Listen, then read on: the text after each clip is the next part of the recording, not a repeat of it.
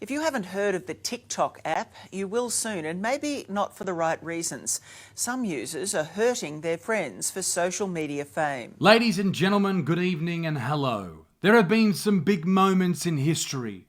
The falling of the Berlin Wall, the moon landing, my first pube. But can I just say what's about to happen is far more important and significant than any of those, or even all of those combined. This is the peak, the summit, the greatest achievement known to man. The greatest thing we have ever created. It is this. The Butterfield News Broadcast Service Systems. Ladies and gentlemen, hit that bloody music.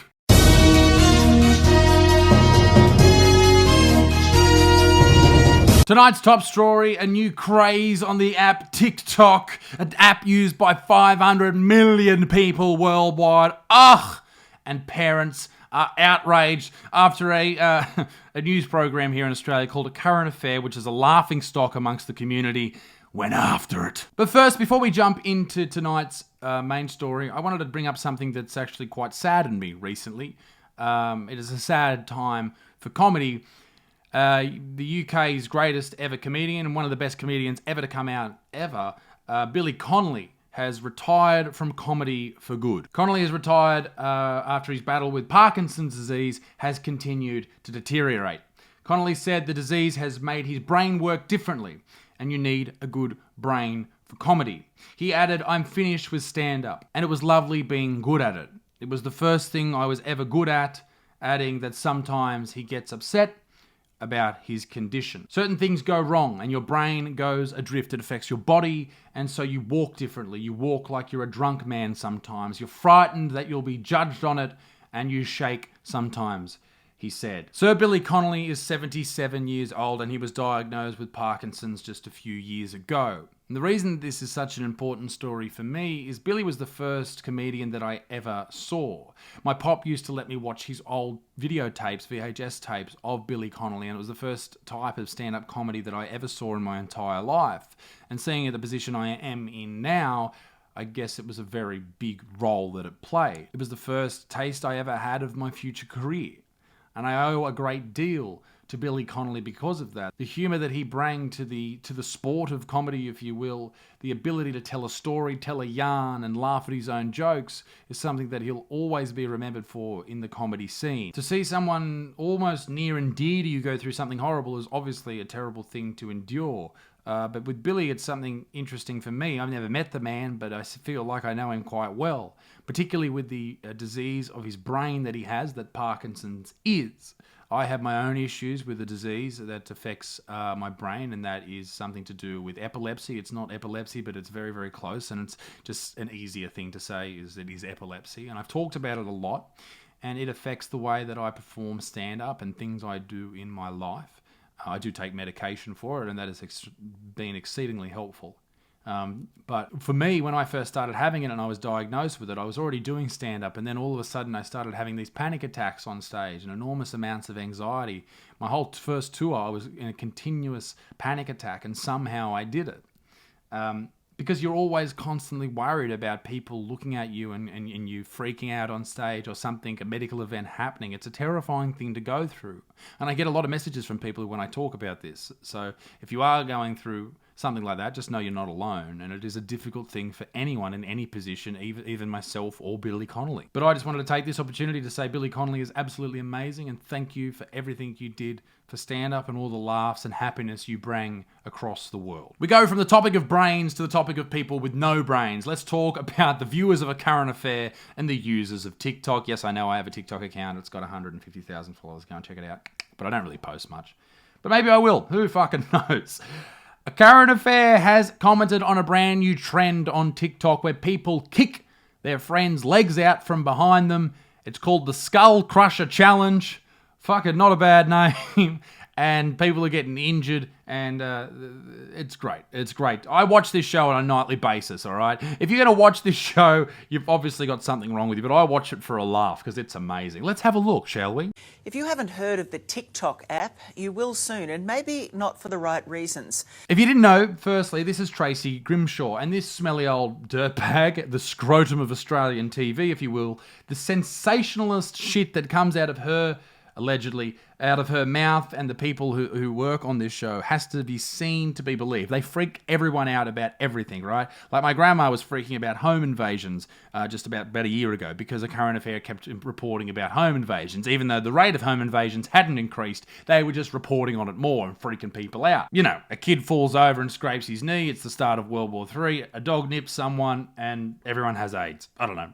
They tend to overreact and freak older people out. That's what I'm trying to say here. And that's exactly what they're doing with TikTok. The people who watch these shows are basically old dudes who haven't left their armchair all day because they're worried if they run into an Asian person, they're going to get coronavirus. People who can't work because they're dead shits, or me, who are looking for stories to talk about. Some users are hurting their friends for social media fame.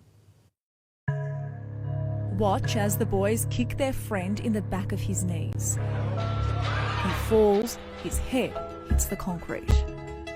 Okay, this is shit that kids do. I did this type of rubbish when I was a kid. We did fucking weird shit at school, right? Number one, you start pegging apples in the air trying to hit people at high school, right? That was a big thing. We always used to throw fruit at other people in the quadrangle, yeah? That was a big thing. You'd launch it as high as you can into the sky and it'd nail someone in the head, and it was hilarious. But other things, even things like corking. I don't know if people still do corking, but you go up to someone and you knee them as hard as you can or punch them as hard as you can in the leg or the arm, and they get a cork, and it's funny. You end up with a massive bruise and it hurts for a year, but everyone has a good laugh and it's a good time. Dacking, pulling people's pants down. There was this weird thing at my high school. Now, I never did it, but when people would bend over, they would prod them. They would prod them like that into the arse. Now, I didn't go to a Catholic high school, but it was very, very close. It was very weird. I never understood it, but yeah. Kids do weird shit. Not boys will be boys. Kids will be fucking dumb shit kids. It's just what they'll always be. It's dangerous and stupid, but kids and teens around the globe are taking part in TikTok's Skull Breaker Challenge. The Skull Breaker Challenge. Fuck me, there are some dead shits getting around. And they're all being done for clicks, for views, and for fame. Mrs. Regrowth here is completely correct, okay? Hot tip, you won't get famous from kicking your mate's legs out from under you. You won't get famous from that, okay? You can't just put that shit out. You might get some views, but who gives a shit? Unless he falls on his head and dies, then you might get famous for perhaps the wrong reasons. I don't know, I won't give you any advice here. Kids, don't be silly, wrap your willy, that's all I'd tell you. But probably don't kick your mate's legs out from under you, because if they die, it's going to be a bad time. I ring the bell because...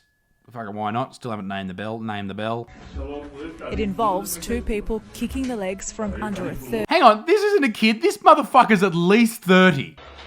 We want people to understand how dangerous TikTok I don't want to be rude here, but Mike Wazowski can be. Tonight, the story every parent, teacher and child needs to see. Is this the message you are putting out there, people? That do not jump because you might get kicked and die. That is fear-mongering. If you're under 13 years old and the recommendation is not to be on that app, then don't be on it. Don't allow your children to be on it. TikTok is only for 10-year-olds. What the fuck are you talking about? The latest viral craze to hit the app. A couple of kids had called him over and told him to jump as high as he could, and when he did, they kicked his legs out from underneath him.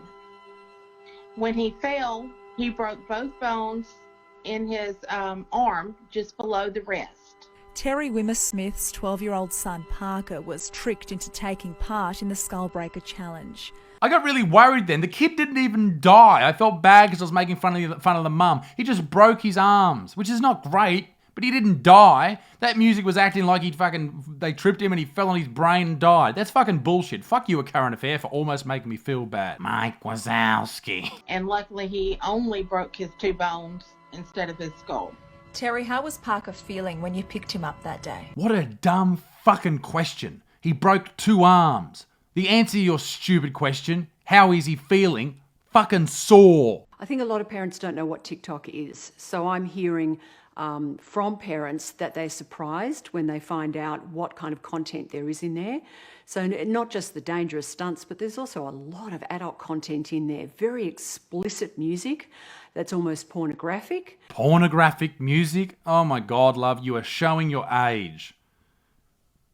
and roots. Dangerous behaviour, and parents aren't taking the time to scroll through and look for themselves. It's not hard to find. I don't disagree that you should not give your kids fucking iPhones at 10 years old. I completely agree with that. I didn't have a phone until I was 13, and it was a fucking brick, all right? It's in my background on the shelves. If you ever find it, let me know. But if you expect kids not to be dumb and stupid and look at stupid shit and do stupid shit, you're a fucking idiot. They are kids. This is what kids do. This is how they learn. And this is a whole new generation and a whole new realm of the internet. And who knows how they're going to turn out. Every generation did dumb shit, and we learned from it, and we learned to adapt with it. These are the times. A current affair, shut the fuck up. Lady with the roots, shut the fuck up. Stop kicking your friend's fucking legs out from under them and then them falling on their head, obviously. But also, go out and have fun. Do stupid shit. Who gives a fuck? TikTok it if you want. I don't care. Also, don't sue me. Ladies and gentlemen, be a good motherfucker. Peace in the Middle East. Hope you enjoyed the video. Me dick stinks, and I'll see you very soon. Toodaloo, au revoir. Bye.